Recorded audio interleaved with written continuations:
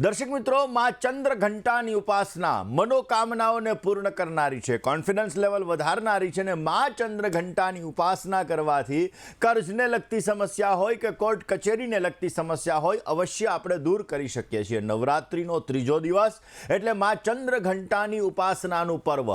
નવરાત્રિનો ત્રીજો દિવસ એટલે શક્તિ પ્રાપ્ત કરવા માટેનો ઉત્તમ દિવસ। નવરાત્રિનો ત્રીજો દિવસ એટલે જીવનની અંદર આર્થિક સમસ્યા અને કોન્ફિડન્સ લેવલથી જ્યારે પીડાતા હોઈએ ત્યારે એ સમસ્યાઓને દૂર કરવા માટેનો દિવસ ને ત્રીજો દિવસ એટલે મંગળ ગ્રહને લગતી સમસ્યાઓને દૂર કરવાનો દિવસ। તો દર્શક મિત્રો, આજે માં ચંદ્ર ઘંટાની ઉપાસના કેવી રીતે કરી શકાય? નવરાત્રિ દરમિયાન તૃતીય નવરાત્રિએ શનિવાર પડી રહ્યો છે અને આ શનિવારના દિવસે શનિની પનોતી, શનિની મહાદશા, શનિની અંતરદશા અને મંગળ ગ્રહથી કેવી રીતે તમે શાંતિ પ્રાપ્ત કરી શકો અને કેવી રીતે આ પીડાઓમાંથી મુક્ત થઈ શકો, સાથે સાથે વાત કરીશું નવરાત્રિના નાના ઉપાયો તમારું ભાગ્ય કેવી રીતે ચમકાવી શકે। મિત્રો, આજે નવરાત્રિનો ત્રીજો દિવસ એટલે કે આશ્વિન નવરાત્રિનો આજે તૃતીય દિવસ છે અને ત્રીજે દિવસે માં ચંદ્ર ઘંટાની ઉપાસના કરવામાં આવે છે।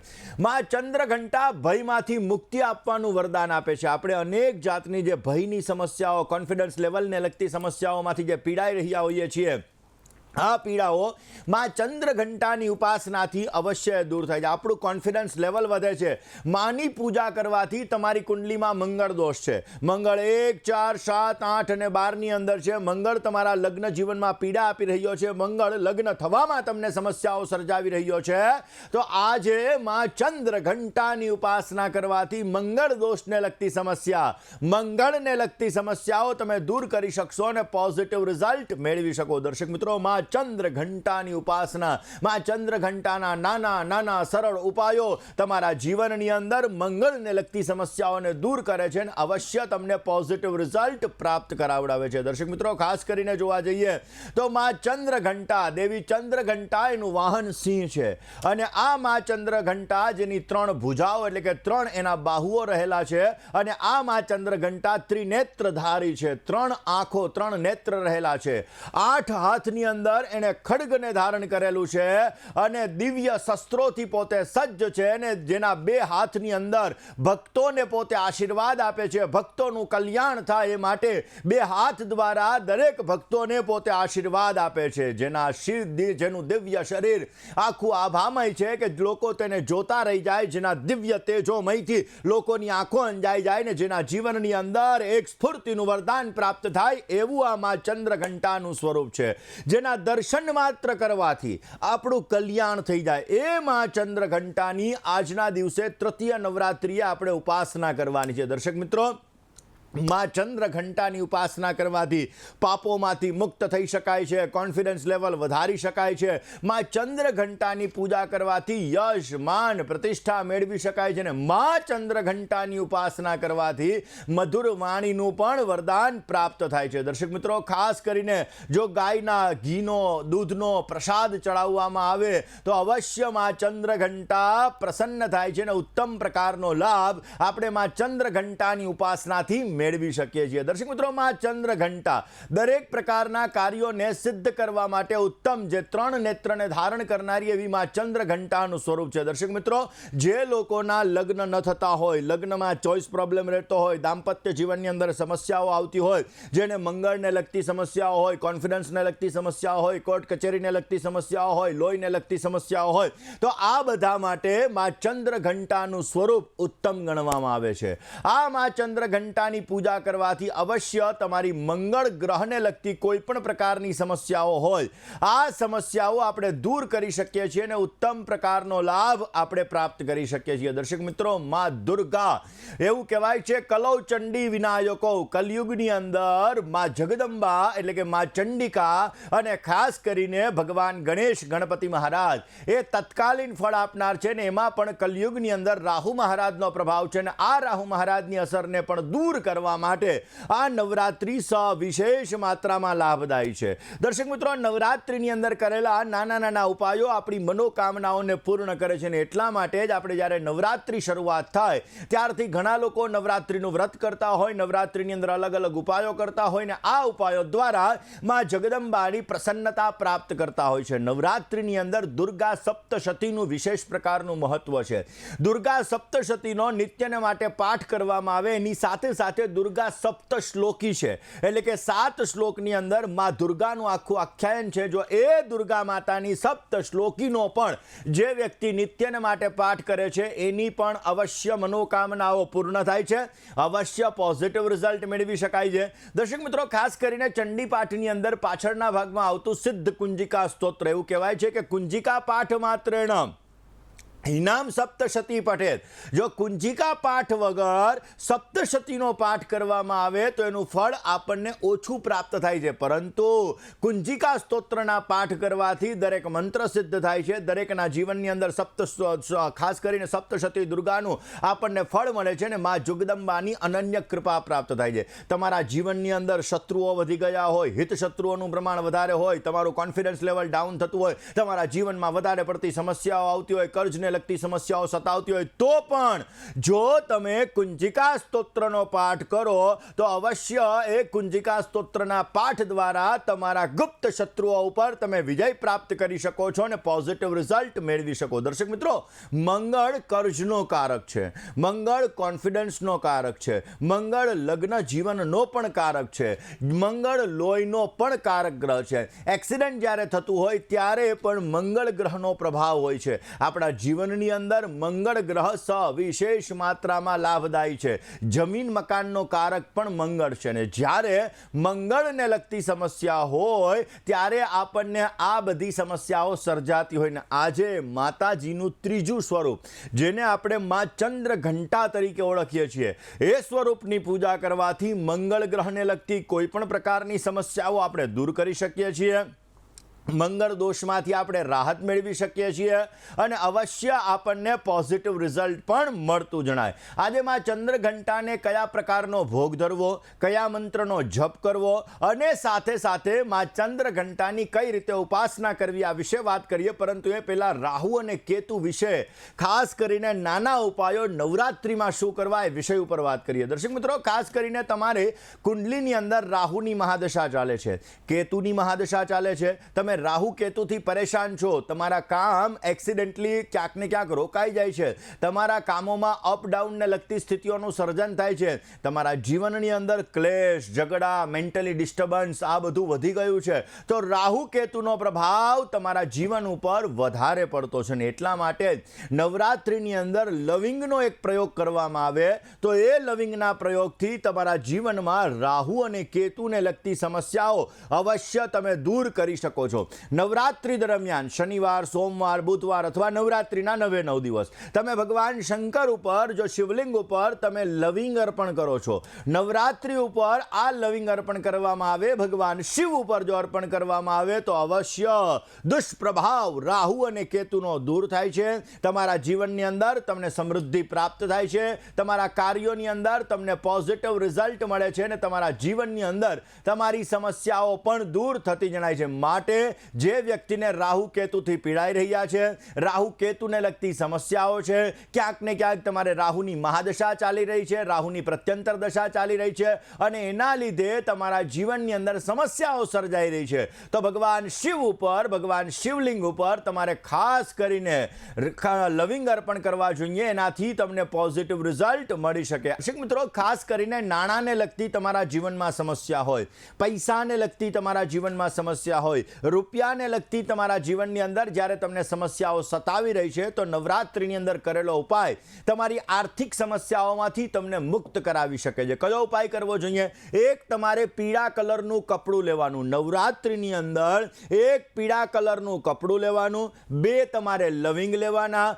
5 તમારે સોપારી લેવાની, 5 તમારે એલચી લેવાની અને એને તમારે એ પીળા કલરના કપડાની અંદર બાંધી દેવાના, એટલે કે પોટલી તમારે બનાવી લેવાની.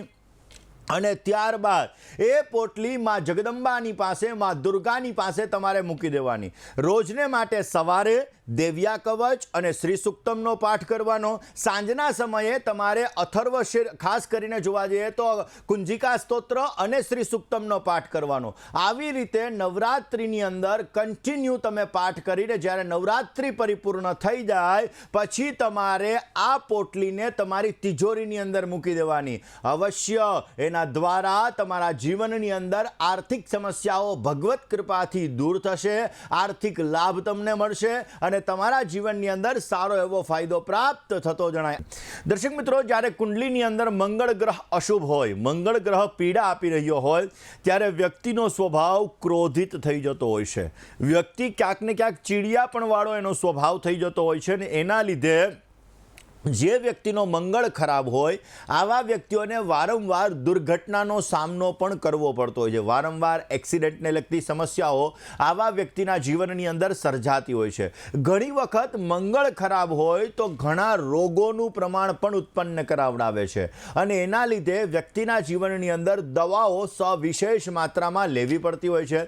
જ્યારે વ્યક્તિનો મંગળ ખરાબ છે તો વ્યક્તિના જીવનની અંદર પોતે સંઘર્ષ કરે છે, મહેનતનું ફળ ઓછું મળે છે, કોન્ફિડન્સ લેવલ ડાઉન થઈ જાય છે, અનેક જાતની સમસ્યાઓ પોતાની પ્રગતિની અંદર રૂંધાતી હોય છે, પ્રગતિની અંદર સર્જાતી હોય છે.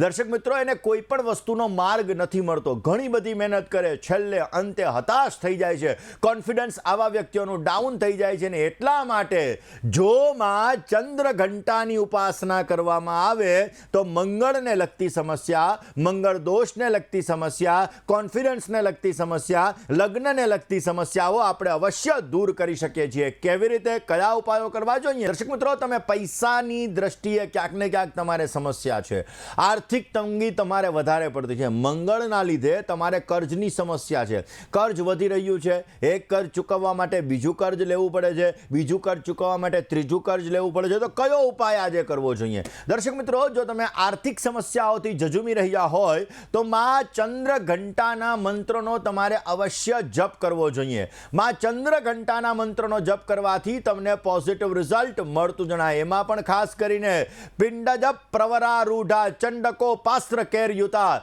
પ્રસાદમ તનુને મહ્યમ ચંદ્ર ઘંટેતિ વિશ્રુતા. આ મંત્રનો 51 વખત જો જપ કરવામાં આવે તો તમારી કર્જને લગતી સમસ્યા, પૈસાને લગતી સમસ્યા અવશ્ય દૂર થાય છે, તમને પોઝિટિવ રિઝલ્ટ મળતું જણાય છે. વાત આપણે આજે કરી રહ્યા છીએ ત્રીજી નવરાત્રિની. તૃતીય નવરાત્રિ એટલે માં ચંદ્ર ઘંટાની ઉપાસના કરવાનું, ઉપાસના માટેનું પર્વ.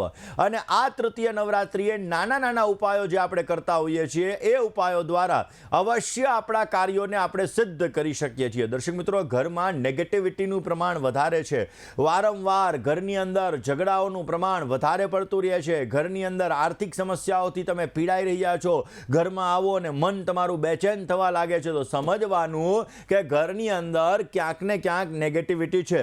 આ નેગેટિવિટીને દૂર કરવા માટે અવશ્ય નવરાત્રિ દરમિયાન તમારે ધૂપ કરવો જોઈએ, કપૂરને પ્રજ્વલિત કરવું જોઈએ અને પરિવાર સાથે સાંજના સમયે બેસી માં જગદંબાની પાસે ગાયના ઘીનો દીપક કરી, કર્પૂરને પ્રજ્વલિત કરી, કપૂરમાં લવિંગ પધરાવી અને ત્યારબાદ તમારે દુર્ગા માતાના મંત્રનો જપ અવશ્ય કરવો જોઈએ. એનાથી ઘરમાં રહેલી નેગેટિવિટી દૂર થાય, પોઝિટિવ રિઝલ્ટ મળે અને તમારા કાર્યો અવશ્ય સિદ્ધ થતા જણાય. દર્શક મિત્રો, ખાસ આજે આપણે વાત કરી રહ્યા છીએ માં ચંદ્ર ઘંટાની. એવું કહેવાય, યા દેવી સર્વભૂતેષુ ચંદ્ર ઘંટા રૂપેણ સંસ્થિતા નમસ્તસ્યૈ નમસ્તસ્યૈ નમસ્તસ્યૈ નમો નમઃ.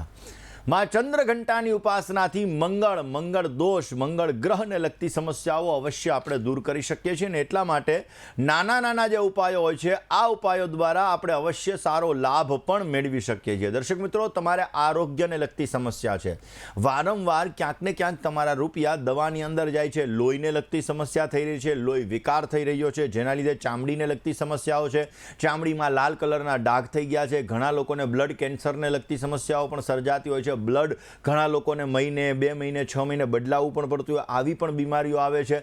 એટલે જ્યારે તમારે લોહીને લગતી સમસ્યા છે, તમારા સ્વાસ્થ્યને લગતી સમસ્યા છે, તમારા આરોગ્યને લગતી સમસ્યા છે, તો કયો ઉપાય માં ચંદ્રઘંટા માટે તમારે કરવો જોઈએ? ખાસ કરીને નવરાત્રિના ત્રીજો દિવસ એટલે માં ચંદ્રઘંટાની ઉપાસનાનું પર્વ, અને આ ત્રીજા દિવસે લાલ કલરનું આપણે ફૂલ લેવાનું. લાલ કલરનું ફૂલ લઈ એક તાંબાનો સિક્કો લેવાનો, અને ત્યારબાદ તાંબાનો સિક્કો લઈ લાલ ફૂલને લઈ અને પછી આપણે આપણા ખાસ કરીને માં જગદંબાની પાસે, માં નવદુર્ગાની પાસે, માં ચંદ્રઘંટાની પાસે એ ફૂલ અને સિક્કો તમારે પધરાવી દેવાનો. માં ચંદ્રઘંટાનો મંત્ર છે એનો રુદ્રાક્ષની માળાથી 108 વખત તમારે જપ કરવાનો. યા દેવી સર્વભૂતેષુ ચંદ્રઘંટા રૂપેણ સંસ્થિતા નમસ્તસ્यै નમસ્તસ્यै નમસ્તસ્यै નમો નમઃ. આ મંત્રનો 108 વખત તમારે જપ કરવાનો. આજનો દિવસ માતાજી પાસે રાખી મૂકવાનું. રાત્રિ પરિપૂર્ણ થઈ ગયા પછી સવારના પોરમાં તમારે તમારા પર્સની અંદર પધરાવી દેવાનું. તાંબાનો સિક્કો તમારા પર્સની અંદર પધરાવવાનો અથવા તમારા ગળાની અંદર ધારણ કરી લેવાનો, અને જે ફૂલ છે એને વહેતા પાણીની અંદર તમારે પધરાવી દેવાનું. જો તમે નવરાત્રિ પરિપૂર્ણ થાય ત્યાં સુધી રાખો તો પણ વાંધો નહીં. આવતીકાલે તમે સવારના પોરમાં પહેરી લો તો પણ તમારે વાંધો નહીં. અવશ્ય એના દ્વારા તમારા શારીરિક સમસ્યા, આરોગ્યને લગતી સમસ્યાઓ, લોહીને લગતી સમસ્યાઓ જે તમારે સર્જાય છે, ભગવત કૃપાથી એમાં તમને રાહત મળી શકે અને અવશ્ય પોઝિટિવ રિઝલ્ટ પણ મળતું જણાશે. દર્શક મિત્રો, આવા નાના નાના ઉપાયો, નવરાત્રિનું પવિત્ર પાવન પર્વ અને એની અંદર કરેલા નાના ઉપાયો અવશ્ય આપણને સફળતા આપે છે. કારણ કે નવરાત્રિ એ ઉર્જા સંચાર કરવા માટેનું પર્વ છે. નવરાત્રિ એટલે કે એનર્જી પ્રાપ્ત કરવા માટેનું અવસર છે. અને આ 9 દિવસ જો માં જગદંબાની આરાધના, પૂજા, ઉપાસના કરવામાં આવે તો સવિશેષ માત્રામાં આપણને લાભ મળતો હોય છે. દર્શક મિત્રો, લગ્નમાં મંગળ બાધારૂપ બની રહ્યો છે. લગ્નમાં ચોઇસ પ્રોબ્લેમ કરાવડાવે છે. લગ્ન દાંપત્ય જીવનમાં મંગળના લીધે તમારે સમસ્યાઓ સર્જાઈ રહી છે. તો આજે માં ચંદ્રઘંટાનો કયો એવો ઉપાય કરવો કે જે ઉપાય કરવાથી મંગળને લગતી સમસ્યામાં તમને રાહત આપી શકે, લગ્ન જીવનને લગતી સમસ્યામાં તમને રાહત આપી શકે, દાંપત્ય જીવનની અંદર તમને લાભ આપી શકે, આ સબ્જેક્ટ ઉપર વાત કરીએ. વાત દર્શક મિત્રો આપણે કરવી છે ખાસ નાના નાના ઉપાયોની. દર્શક મિત્રો, જીવનની અંદર જ્યારે નવરાત્રિનો પવિત્ર પાવન અવસર હોય ત્યારે આ અવસરની અંદર આપણે અલગ અલગ ઉપાયો કરતા હોઈએ, અને આ ઉપાયો દ્વારા આપણે આપણી મનોકામનાઓને સિદ્ધ પણ કરી શકતા હોઈએ. ઘણા લોકો આજીવિકા માટે, નોકરી માટે ઘણી બધી મહેનત કરતા હોય, નોકરીનું પરિણામ એને પ્રાપ્ત નથી થઈ રહ્યું હોય, નોકરીની અંદર એને પ્રગતિ નથી મળતી હોતી, તો આ બધાની અંદર જો નવરાત્રિની અંદર કરેલો ઉપાય એ પણ તમને પોઝિટિવ લાભ આપી શકે છે. કયો ઉપાય કરવાનો? પરંતુ એ પહેલા મંગળના ઉપાયની વાત કરીએ, લગ્ન માટેના ઉપાયની વાત કરીએ. દર્શક મિત્રો, તમારી કુંડલીની અંદર મંગળ દોષ છે. મંગળ દોષના લીધે ક્યાંક ને ક્યાંક તમારા લગ્ન નથી થઈ રહ્યા, લગ્નમાં તમારે બાધા આવી રહી છે, લગ્નમાં તમારે સમસ્યાઓ સર્જાઈ રહી છે, તો આજના દિવસની અંદર માં ચંદ્રઘંટા, એનું સ્વરૂપ માં ચંદ્રઘંટાની પૂજા તમારે અવશ્ય કરવી જોઈએ. માં ચંદ્રઘંટાની પૂજા કર્યા પછી તમારે ભગવાન શંકર અથવા તો ભગવાન વિષ્ણુ એની પણ તમારે પૂજા કરવી જોઈએ, જેથી અવશ્ય તમને પોઝિટિવ લાભ મળી શકે. જો તમારા લગ્નમાં બાધા આવી રહી છે, લગ્નની અંદર તમારે સમસ્યા સર્જાઈ રહી છે, તો માં ચંદ્રઘંટાના જે બીજ મંત્ર છે, આ બીજ મંત્રનો તમે જપ કરો તો એનાથી પણ તમને સારો લાભ મળે, લગ્નની સમસ્યા દૂર થાય. ઓમ દેવી ચંદ્રઘંટાય નમઃ, ઓમ દેવી ચંદ્રઘંટાય નમઃ. આ મંત્રનો જપ અવશ્ય કરજો, પોઝિટિવ લાભ મળશે. દર્શક મિત્રો, આજે માં ચંદ્રઘંટાને કયો ભોગ અર્પણ કરવો?